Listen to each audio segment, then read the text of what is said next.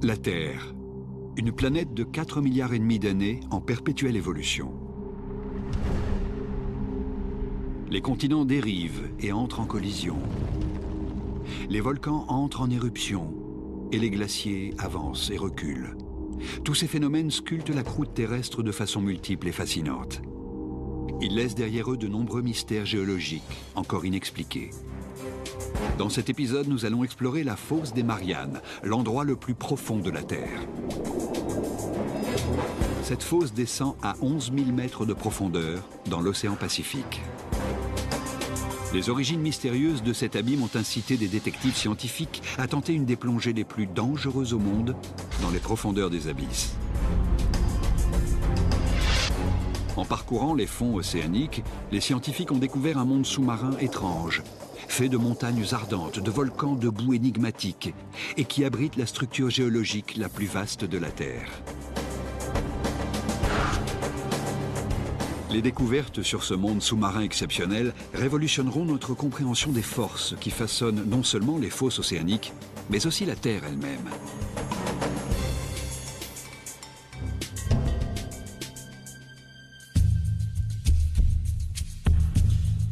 Profondément enfouie sous les vagues du Pacifique Ouest, voici la fosse des Mariannes, l'endroit le plus profond de tous les océans.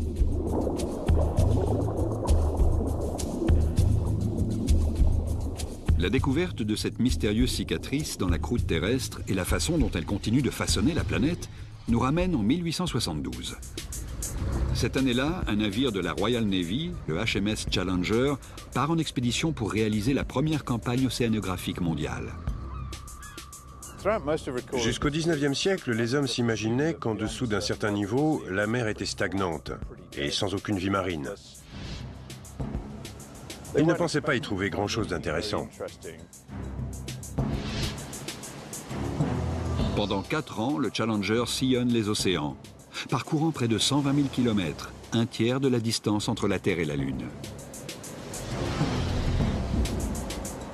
L'équipage sonde les profondeurs tous les 220 km, utilisant au total 400 km de cordes et des centaines de kilos de lest. C'était un travail fastidieux et éreintant, mais à l'époque, c'était le seul moyen de mesurer la profondeur des fonds marins.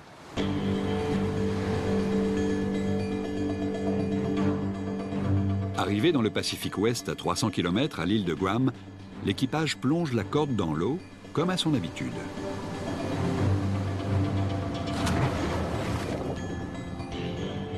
Mais cette fois-ci, le lest descend et descend encore. La surprise était totale. Personne ne pensait que l'océan pouvait être aussi profond. Du coup, les scientifiques de l'époque se sont aussitôt demandé comment c'était possible.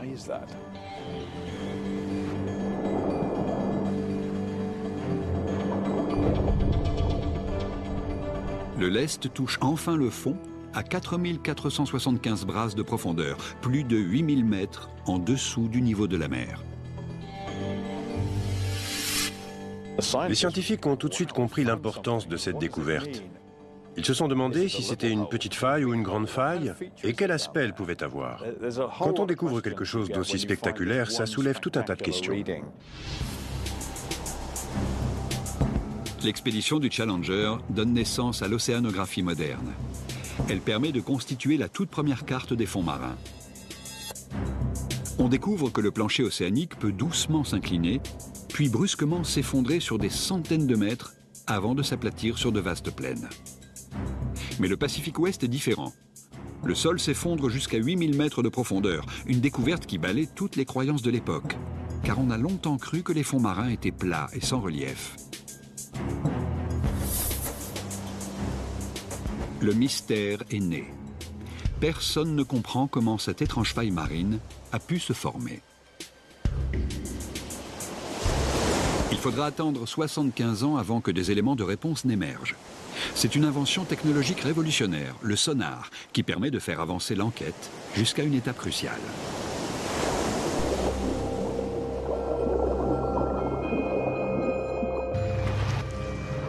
Le sonar a été conçu au début du XXe siècle, puis perfectionné dans les années 40 pour détecter les sous-marins tapis dans les profondeurs.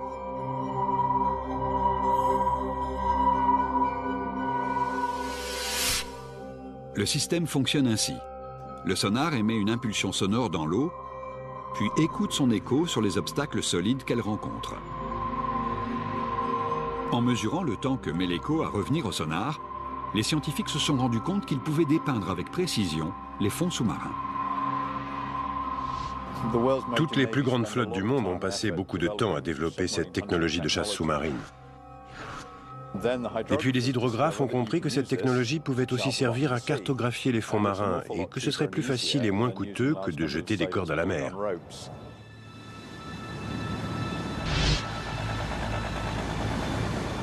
En 1951, un navire d'exploration de la Royal Navy retourne au-dessus de la profonde faille.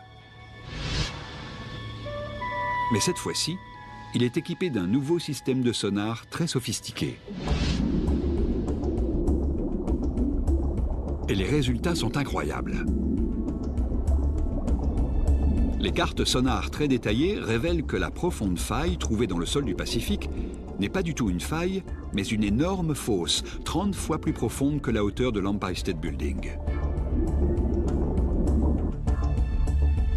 Elle est 2 fois plus longue que la Californie. Elle s'étend sur 2400 km depuis le sud-est de l'île de Guam jusqu'au nord-ouest des îles Mariannes. Les scientifiques de l'époque ont dû être stupéfaits de constater que le relief des fonds océaniques n'était pas aussi homogène qu'ils le pensaient. Les fonds peuvent être très montagneux comme très profonds.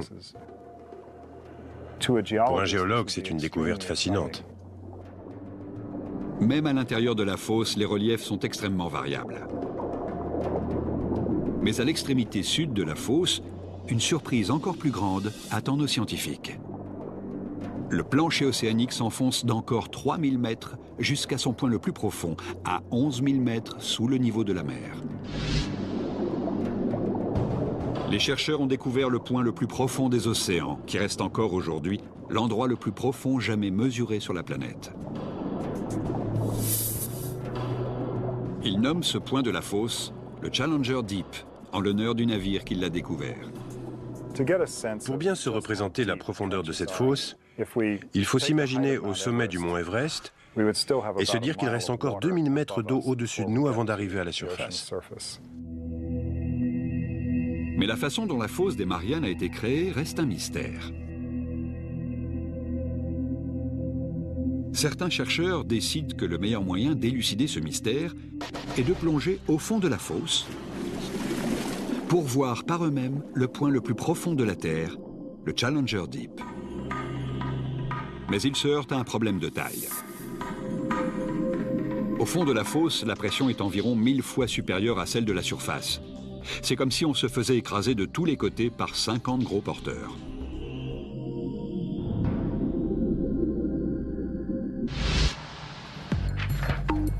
Pour montrer les effets d'une telle pression, les scientifiques utilisent une tête de mannequin.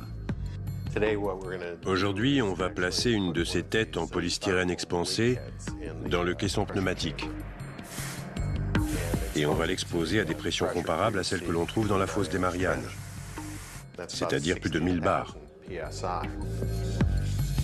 Un crâne humain serait réduit en bouillie, mais la tête en polystyrène va juste expulser l'air qu'elle contenait.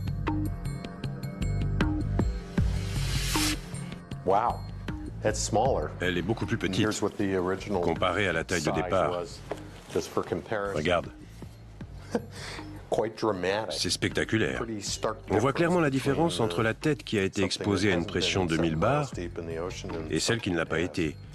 Je n'aurais pas aimé être à sa place. Dans la fosse des Mariannes, toute vie humaine est impossible. On n'est pas équipé pour résister à ce genre de pression. Alors il faut être extrêmement bien protégé si on veut s'aventurer dans ce type d'environnement. Les ingénieurs de l'époque avaient là un défi considérable à relever. En 1953, le scientifique suisse Auguste Piccard construit le Trieste, un bathyscaphe novateur capable de résister à des pressions extrêmes.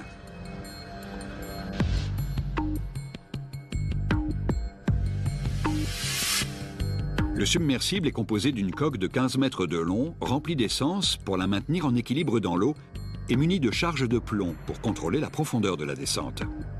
Suspendue sous la coque, une cabine sphérique de 2 mètres de diamètre avec des parois en acier de 12 cm d'épaisseur. Finalement, après 7 années de modifications et d'essais habités ne dépassant pas les 5600 mètres de profondeur, le Trieste est fin prêt à tenter la descente de 11 000 mètres jusqu'au fond de la fosse. Aux commandes de cette entreprise périlleuse, le lieutenant et océanographe américain Don Walsh. On m'a posé les mêmes questions qu'on pose toujours aux astronautes. Pourquoi tu vas là-bas? Pourquoi tu ne laisses pas un robot y aller à ta place? J'y vais parce que c'est mon travail. Seule une poignée d'officiers et de scientifiques connaissent l'existence de cette mission risquée. Elle est lancée en janvier 1960 depuis l'île de Guam dans le Pacifique Ouest. À cette époque, Guam, c'était une île perdue au milieu de l'océan. Et c'était parfait pour nous parce qu'on voulait garder cette mission secrète. On n'était pas sûr de la réussir. La Navy ne voulait pas se retrouver dans l'embarras en cas d'échec cuisant. C'est le fils du créateur de Trieste, l'ingénieur et océanographe Jacques Piccard, qui accompagnera Walsh. Les deux hommes passeront 9 heures côte à côte dans cette minuscule sphère. On s'est retrouvés dans cette toute petite cabine d'à peine 6 mètres carrés. On était comme dans un réfrigérateur. Il y faisait presque aussi froid. C'était un peu effrayant.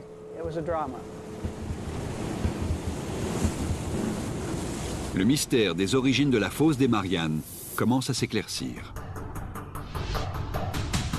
En 1874, des topographes britanniques découvrent une faille de 8000 mètres dans l'océan. 75 ans plus tard, le sonar montre que la faille est en fait une énorme fosse de 2400 km de long, dont le point le plus profond se situe à 11 000 mètres sous la surface du Pacifique. Pour rassembler d'autres indices, deux hommes courageux entreprennent alors la descente la plus dangereuse de toute l'histoire. Ils vont s'aventurer dans les abysses pour atteindre le fond de la fosse des Mariannes.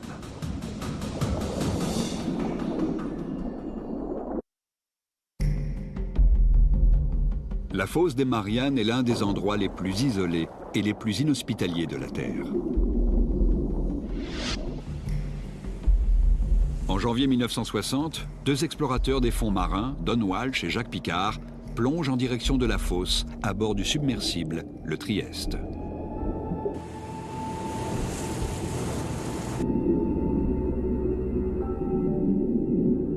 Commence alors une longue descente vers les abysses, à une vitesse d'à peine 5 km/h.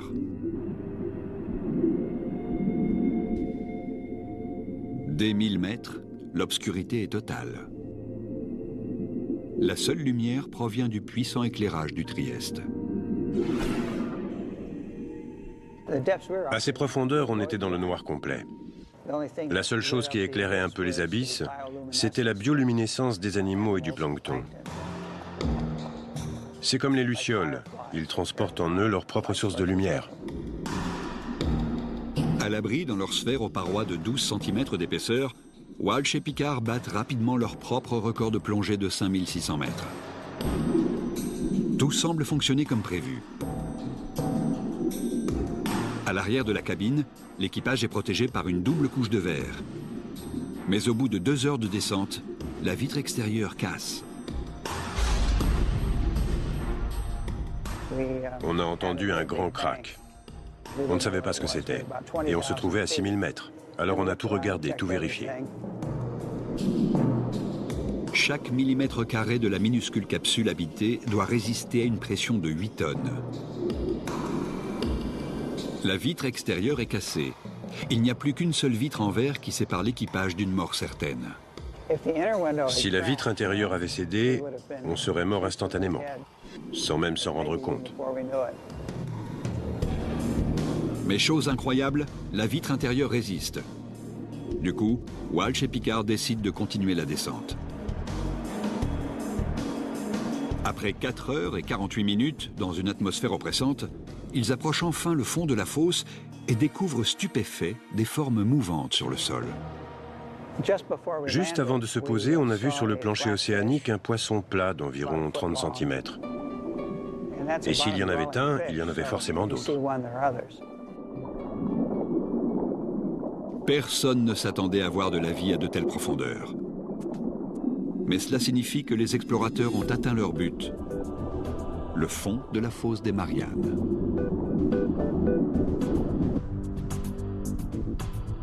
Le profondimètre indique une profondeur de 11 521 mètres, ce qui confirme les mesures du sonar.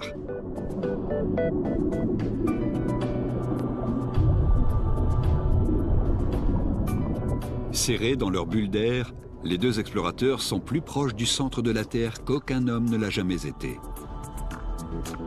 On s'est pris en photo. Une photo qui dit « On a promis qu'on le ferait et on l'a fait ». Mais ils ont du travail. Walsh et Picard veulent ramener le plus d'informations possible sur l'énorme fosse. Le problème, c'est que le Trieste soulève un nuage de poussière, des sédiments posés sur le plancher océanique qui leur cachent la vue. On se serait cru dans un bol de lait.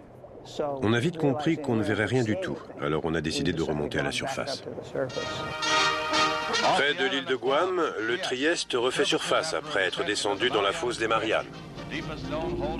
Après 9 heures exténuantes passées sous l'eau, Walsh et Picard reviennent à la surface le 23 janvier 1960. Ils entrent officiellement dans le livre des records pour la plongée la plus profonde de tous les temps. Jusqu'à aujourd'hui, leur extraordinaire exploit n'a jamais été renouvelé. Leur mission est un succès, mais le mystère reste entier. Les géologues ne comprennent toujours pas comment l'immense fosse a pu être créée. Et si la réponse ne se trouve pas dans la fosse, il faut explorer d'autres pistes.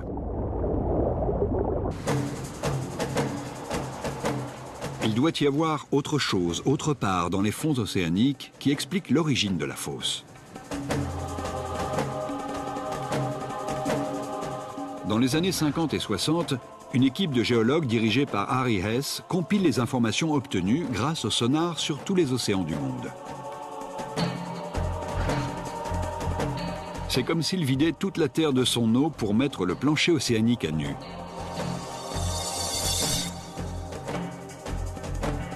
Leur carte révèle que la fosse des Mariannes n'est en fait qu'une partie infime d'un énorme réseau de canyons sous-marins qui parcourt toute la planète. Et ce n'est pas tout. Parallèlement à la fosse, de l'autre côté du Pacifique, la carte montre une immense chaîne de montagnes sous-marines, la dorsale Pacifique Est. Et cette dorsale fait elle aussi partie d'un réseau planétaire, une chaîne de montagnes de 64 400 km de long qui fait tout le tour de la Terre. C'est la structure géologique la plus vaste de la planète. Il s'agit d'une découverte fondamentale qui pourrait bien expliquer la façon dont la fosse des Mariannes s'est formée. La suite coule de source. Les chercheurs doivent comprendre s'il existe un lien entre la fosse des Mariannes et la dorsale Pacifique Est.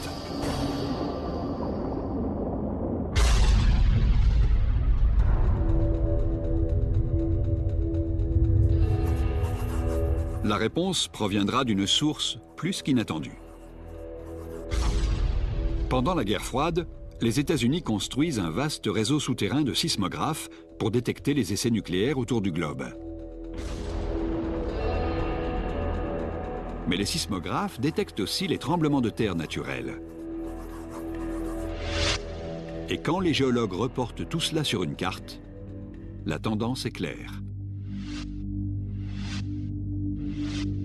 Les tremblements de terre ont lieu principalement autour des fosses et des dorsales océaniques. Cette découverte a transformé notre compréhension de la Terre. Les géologues comprennent que les frictions à l'origine des tremblements de terre proviennent de mouvements qui ont lieu en profondeur, sous les fosses et les dorsales. Grâce au développement de la sismologie, il est devenu possible d'établir très précisément l'endroit où les tremblements de terre ont eu lieu. Et toutes ces informations ont permis de mieux comprendre le fonctionnement des fonds océaniques et le phénomène de tectonique des plaques. Une nouvelle et extraordinaire théorie est née. La solide couche de roches, la croûte terrestre sur laquelle reposent les continents et les océans, est morcelée en plusieurs grandes plaques, que les géologues appellent plaques tectoniques. Ce sont ces plaques qui bougent et se heurtent les unes aux autres, provoquant des tremblements de terre.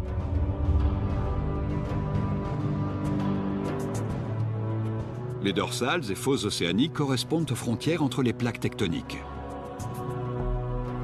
La dorsale Pacifique Est et la fosse des Mariannes se trouvent aux deux extrémités de la plaque Pacifique. Le mystère sur les origines de la fosse des Mariannes se dissipe peu à peu. Le Trieste est allé jusqu'au fond de la fosse et a confirmé qu'il s'agissait bien du point le plus profond de la planète. Puis les sonars ont révélé que la dorsale Pacifique Est s'étendait de façon parallèle à la fosse. Pour résoudre le mystère de la fosse des Mariannes, les chercheurs doivent donc comprendre ce qu'il se passe exactement sur la dorsale Pacifique Est. Il faut partir explorer ces vastes montagnes, à 2500 mètres sous la mer.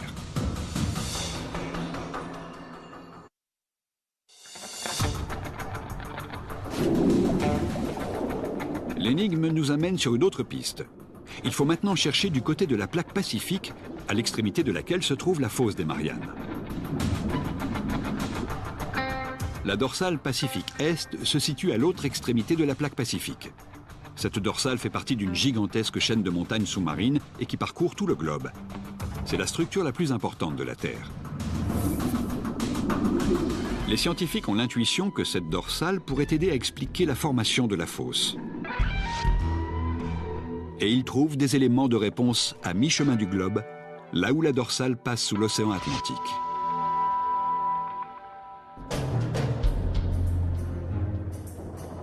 Pendant la guerre froide, la marine américaine développe une nouvelle technique pour repérer les sous-marins soviétiques.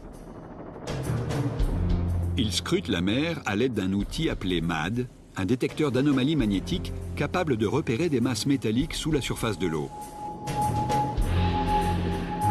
Mais ils découvrent autre chose. Des deux côtés de la dorsale, ils trouvent d'étranges bandes parallèles de roches magnétiques qui alternent les champs positifs et négatifs en s'éloignant du sommet de la dorsale. Là, c'est la dorsale médio-atlantique qui descend jusque-là. Et des deux côtés, il y a ces bandes noires et blanches qui sont presque parfaitement symétriques. On les appelle les zébrures. Les géologues savent que la Terre s'apparente à un aimant géant avec un pôle nord et un pôle sud. Mais les pôles magnétiques ne sont pas fixes. Tous les 300 000 ans environ, le champ magnétique fait soudainement un virage à 180 degrés.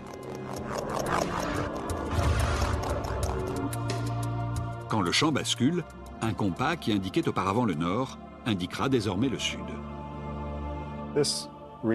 L'inversion du champ magnétique de la Terre est un phénomène très intéressant et passionnant, mais aussi très difficile à expliquer pour un géologue. Les scientifiques pensent que l'inversion des pôles explique la présence de ces bandes des deux côtés de la dorsale. Dans les années 60, les géologues découvrent que c'est la roche volcanique en fusion, le magma, émergeant depuis les profondeurs de la Terre, qui crée les dorsales océaniques. À mesure que le magma monte et s'insère entre les plaques tectoniques, il repousse le plancher marin qui s'élève et forme les dorsales océaniques hautes de centaines de mètres.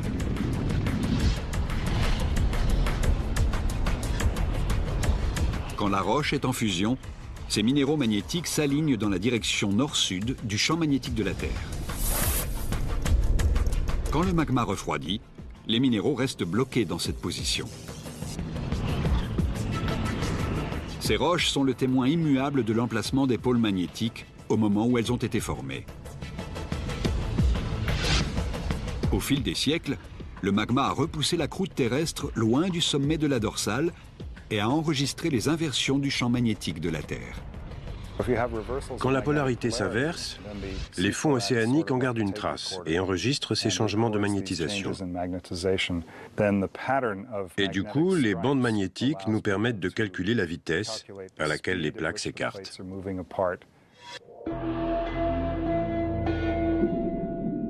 Que ce soit dans l'Atlantique ou dans le Pacifique, les zébrures prouvent qu'au fil du temps, le plancher océanique s'écarte des dorsales et se déplace d'environ 5 cm par an.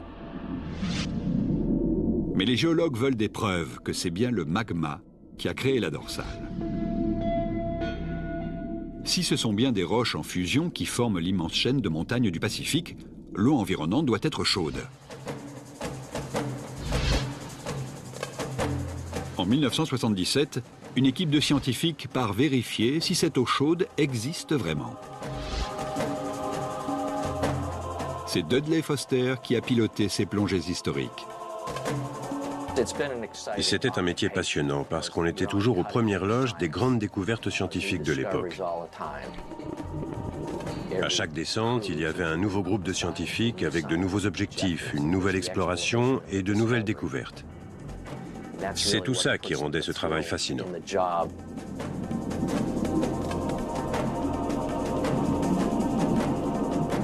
Pendant des semaines, l'équipe scrute les montagnes sous-marines sans succès. Et puis un jour, c'est le jackpot. Ils découvrent un étrange tas de roches dont s'échappent des fumées chaudes de gaz toxiques.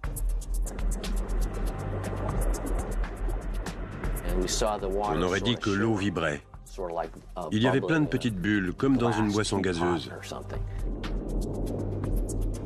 On a pris la température de l'eau, elle était à environ 3 ou 4 degrés.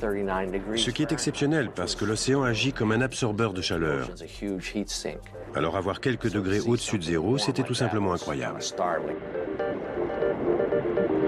Dans ce tas de pierres, l'expédition découvre la chaleur générée par le magma qui remonte des profondeurs de la Terre. Mais la chaleur ne réchauffe pas l'eau de façon uniforme. Elle est acheminée par d'étranges cheminées hydrothermales. Quand on fait une telle découverte, on ne se rend pas tout de suite compte de l'importance que ça peut avoir. On peut mettre des années à en saisir la portée, et c'était le cas ici. Pour percer le mystère de la fosse des Mariannes, ces cheminées hydrothermales sont des éléments de preuve déterminants. Elles confirment que le magma crée continuellement une nouvelle croûte sur la dorsale du Pacifique. Et les zébrures magnétiques prouvent que l'ancienne croûte est continuellement repoussée loin de la dorsale, vers l'autre extrémité de la plaque pacifique, vers la fosse des Mariannes. Mais cela amène les scientifiques dans une autre impasse. Si une nouvelle croûte est créée sur la dorsale océanique et que la Terre ne grandit pas, que devient l'ancienne croûte ? Si la Terre ne grandit pas au fur et à mesure que le plancher océanique s'étend, c'est parce que l'ancien plancher océanique est continuellement détruit. Quelque chose dans l'océan Pacifique dévore le plancher océanique. Et toutes les pistes mènent à la fosse des Mariannes.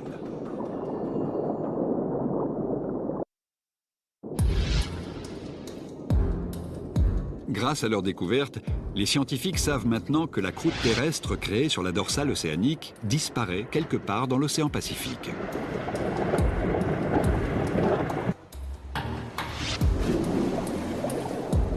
Et ils suspectent la fosse des Mariannes d'être impliquée dans ce processus. Cependant, ce n'est pas dans la fosse qu'ils trouveront la solution, mais ici, dans les îles Mariannes, une chaîne de volcans qui perce la surface de l'océan à 320 km à l'ouest de la fosse.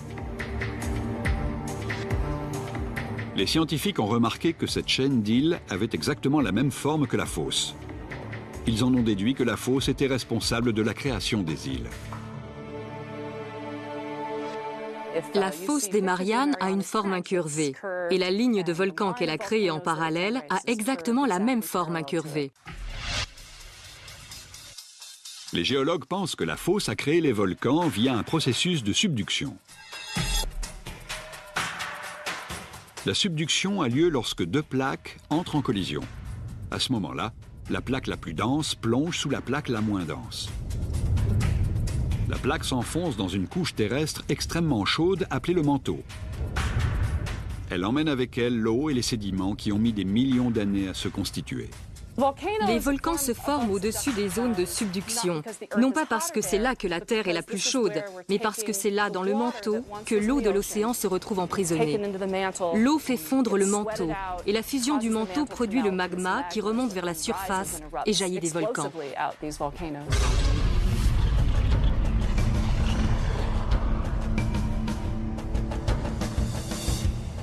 L'eau force le magma à remonter vers la surface et à repousser la plaque terrestre. Et c'est au moment où le magma perce la plaque qu'il crée les volcans, comme ceux des îles Mariannes. C'est le phénomène de subduction qui a créé les îles à l'ouest de la fosse et qui a donné aux chercheurs la clé du mystère. La subduction est un phénomène assez puissant pour avoir créé la fosse des Mariannes. Lorsque la plaque s'enfonce sous l'autre, elle creuse dans le manteau. L'endroit de la collision entre les deux plaques forme une fosse, une faille gigantesque dans le plancher océanique. Les scientifiques semblent avoir enfin réussi à expliquer la formation de la fosse.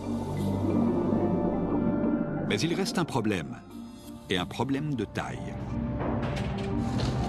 À travers le monde, les zones de subduction provoquent de violents tremblements de terre et des tsunamis dévastateurs. Là où il y a tremblement de terre, il y a pratiquement toujours une zone de subduction. C'est ce type de tremblement de terre qui a provoqué le tsunami à Sumatra et qui a eu lieu en Alaska ou au Chili.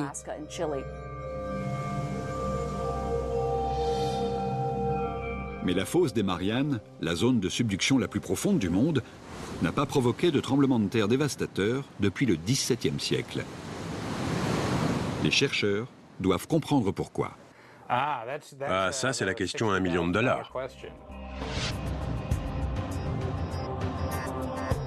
Ils espèrent que la bordure ouest, la moins profonde de la fosse, leur fournira la réponse.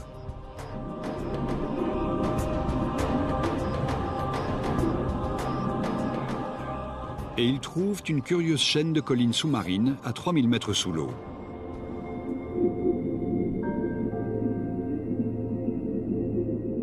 Des ingénieurs forent les collines et ramènent des échantillons.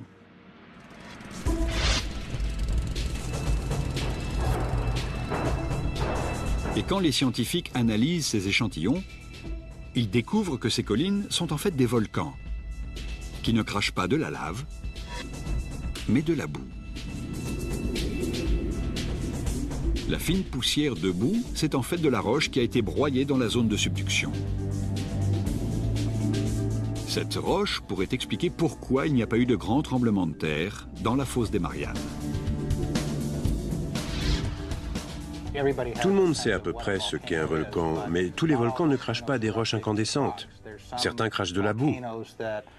Et dans la fosse des Mariannes, les volcans rejettent un type de boue inhabituel, composé de serpentine. La serpentine est une roche très tendre. On peut gratter avec un simple crayon. Lorsque les plaques entrent en collision, elles pulvérisent la roche qui se transforme en boue visqueuse. C'est cette boue qui empêche l'apparition des tremblements de terre. Puis la boue remonte à la surface du plancher océanique où elle forme des volcans de boue, tels qu'on les trouve sur la bordure ouest de la fosse. Dans d'autres parties du monde, comme les Andes ou l'Indonésie, on trouve aussi des plaques qui plongent les unes sous les autres.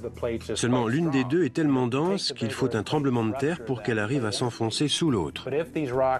Mais si les plaques ne sont pas très denses, comme dans la fosse des Mariannes où c'est de la serpentine, une roche très tendre, pas besoin de beaucoup d'énergie pour que les plaques glissent l'une sous l'autre.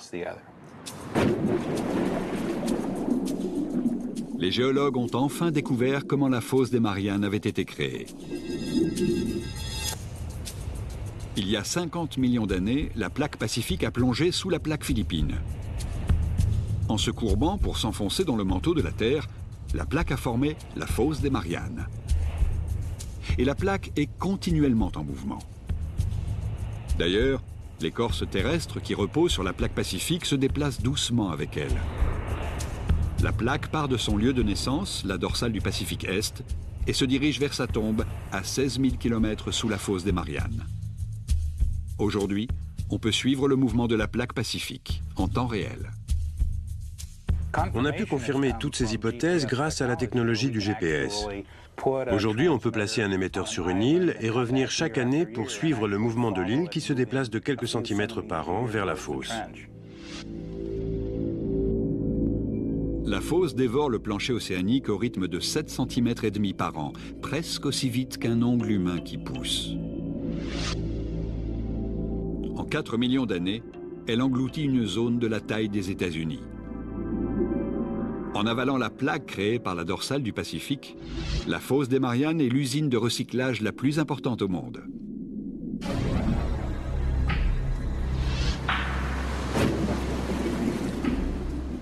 Mais il reste encore une partie du mystère à résoudre, une partie capitale. Les scientifiques ne savent toujours pas pourquoi c'est la fosse la plus profonde de la Terre. Ils pensent que l'âge du plancher océanique au fond de la fosse pourrait expliquer bien des choses. On a découvert qu'il existait une forte corrélation entre l'âge du plancher océanique et son niveau de profondeur dans la mer. En 1999, une équipe spécialisée dans le forage sous-marin est allée recueillir des échantillons dans la fosse. Le fait de forer le plancher océanique permet d'en récupérer des morceaux. J'ai ici un matériau qu'on a prélevé dans la zone de subduction de la fosse des Mariannes. On a découvert qu'il avait 170 millions d'années. Donc on peut dire avec certitude que c'est le plancher océanique le plus ancien, avant qu'il ne soit avalé dans le manteau de la Terre. Mais pourquoi ce morceau de roche est-il le plus vieux du plancher océanique terrestre? Le plancher océanique dans la fosse des Mariannes est aussi ancien parce qu'il est né il y a très longtemps et très loin, à l'est du Pacifique. Il a donc mis plus de temps qu'ailleurs pour arriver à sa zone de subduction dans la fosse. La plaque Pacifique est la plus grande plaque tectonique de la Terre. Elle fait 11 fois la taille des États-Unis.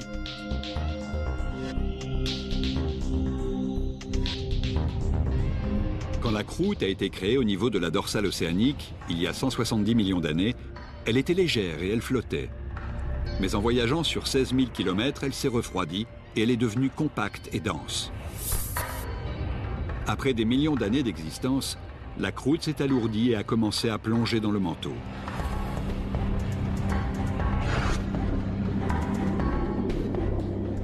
Les scientifiques comprennent que si la croûte dans la fosse des Mariannes est la plus ancienne, c'est aussi la plus lourde. Elle s'est donc enfoncée plus profondément dans le manteau que toutes les autres croûtes océaniques. Voilà pourquoi la fosse des Mariannes est aussi profonde. Le mystère de la fosse est presque entièrement éclairci. La forme des îles volcaniques correspond parfaitement à celle de la fosse. Les scientifiques en ont déduit que c'était une zone de subduction. Et les volcans de boue visqueuse expliquent pourquoi il n'y a pas de grand tremblement de terre dans cette fosse. Mais une question reste sans réponse. À l'extrémité sud de la fosse, le vaste gouffre s'enfonce d'encore 3000 mètres jusqu'à son point le plus profond, le Challenger Deep, à 11 000 mètres sous le niveau de la mer. Mais pourquoi ce gouffre s'est-il autant enfoncé dans le sol ?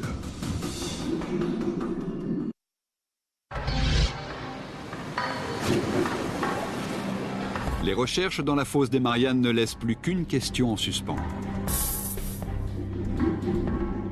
Au sud de la fosse, le plancher océanique s'effondre d'encore 3000 mètres pour atteindre une profondeur de 11 000 mètres en un point appelé le Challenger Deep. C'est le point le plus profond de la Terre et les scientifiques sont toujours incapables d'expliquer pourquoi cette partie s'enfonce plus profondément que le reste de la fosse. Mais ils pensent que la forme de la plaque tectonique plongeant dans le manteau n'est pas étrangère à ce phénomène. Si le Challenger Deep est un peu plus profond que le reste de la fosse, c'est dû au comportement un peu particulier de la plaque qui s'enfonce dans le manteau. En fait, une bande étroite de croûte s'est déchirée de la plaque Pacifique. C'est lié à la façon dont cette bande s'enfonce dans le manteau. Une bande étroite comme celle-ci peut s'enfoncer presque verticalement dans le manteau parce que le manteau se déplacera et s'écartera de son chemin.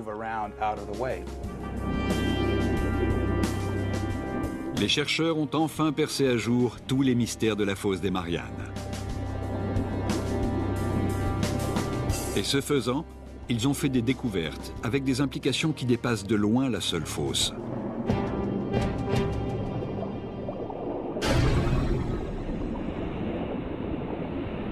En étudiant les dorsales océaniques, les géologues pensaient que le magma, en remontant vers la surface, éloignait les deux plaques l'une de l'autre.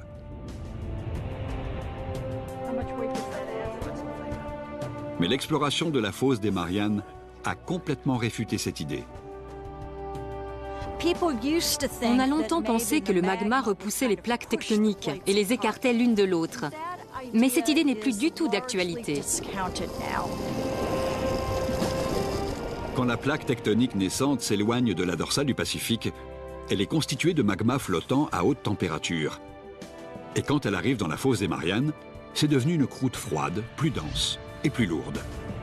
L'avant de la plaque devient si lourd qu'il tire l'arrière de la plaque qui est plus léger. L'avant de la plaque plonge dans le manteau au niveau de la fosse, tirant derrière lui l'arrière de la plaque depuis la dorsale océanique. Donc c'est le poids de la plaque qui la fait avancer. Ce n'est pas le magma qui la pousse. Le magma ne fait que remplir les trous. Les recherches dans la fosse des Mariannes ont révolutionné notre compréhension de la tectonique des plaques.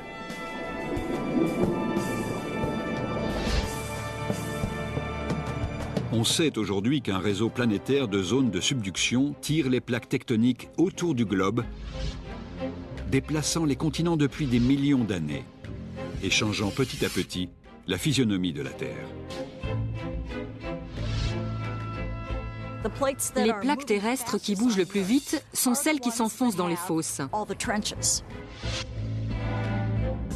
La plaque pacifique est celle qui se déplace le plus vite parmi les 9 grandes plaques terrestres parce qu'elle est entourée d'une douzaine de fosses voraces comme les Mariannes. Ces fosses avalent la croûte océanique plus rapidement que les dorsales n'en produisent. Dans des millions d'années, la plaque pacifique sera tellement réduite que le plus grand océan de la Terre disparaîtra. L'Australie heurtera les États-Unis, remodelant le visage de notre planète. Un jour, l'immobilier du centre-ville de Seattle pourrait se retrouver en compétition avec celui de la banlieue de Sydney, en Australie. Tout cela à cause des zones de subduction, comme celle de la fosse des Mariannes.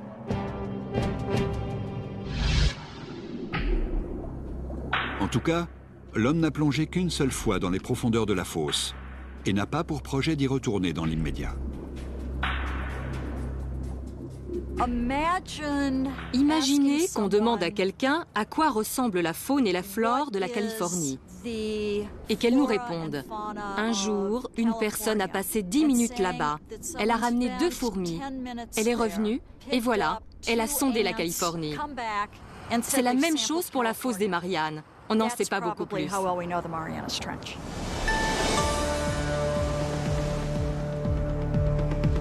À ce jour, on a exploré moins de 5% des océans de la planète.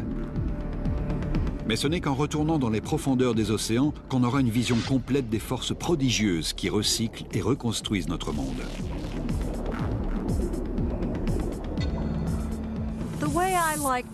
Pour moi, l'exploration des océans permet de dégager de nouveaux sujets de recherche. Si on n'explore pas nos océans, on ne saura même pas quelles sont les bonnes questions à se poser. On sait aujourd'hui à quel point la fosse des Mariannes est une véritable merveille géologique. Depuis que cet abîme a été découvert à l'aide de simples cordes et de lest il y a plus d'un siècle, son exploration s'est faite en plusieurs étapes. Une plongée record jusqu'au point le plus profond de la Terre. La découverte d'une chaîne de montagnes sous-marines géantes avec des zébrures magnétiques étranges, preuve que la croûte océanique se déplace vers la fosse des Mariannes. Fosse qui est recouverte de volcans de boue visqueuse, freinant l'apparition des tremblements de terre. Et le forage de la croûte océanique qui permet d'affirmer que c'est la plus ancienne de la planète, ce qui explique pourquoi la fosse des Mariannes est le point le plus profond des océans. Dans les endroits les plus sombres et les plus isolés de la planète, les scientifiques accumulent des connaissances sur les puissantes forces qui régissent et façonnent notre monde en perpétuelle évolution.